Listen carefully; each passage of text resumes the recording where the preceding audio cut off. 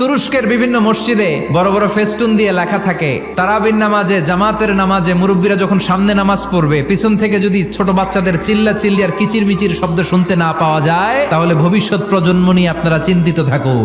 পিছনে যদি বাচ্চাদের হই হুল্লোড় না থাকে, তার মানে নেক্সট জেনারেশন এগুলো মুসল্লি হবে না, এগুলো হবে ডাকাত। এজন্য এরা বিভিন্ন প্রজেক্ট চালু করেছে। 40 দিন টানা ফজরের নামাজ যে ছোট বাচ্চারা মসজিদে এসে পড়বে, ওই প্রজেক্টের আওতা থেকে একটা করে সাইকেল দিয়ে দেওয়া হচ্ছে। কুয়েতে আরেকটা প্রজেক্ট করছে, দ্বিতীয় বিবাহ প্রকল্প। কি কাজ এই প্রকল্পের? তারা ঘোষণা দিল, তো যারা যারা ফজরের নামাজে মসজিদে আসবে না, তাদেরকে মসজিদের টাকা দিয়ে দ্বিতীয় বিবাহের ব্যবস্থা করে দেওয়া হবে। এই ঘোষণা দেওয়ার পর থেকে ওই এলাকার কোনো মহিলার তাহাজ্জুদ মিস হয় না।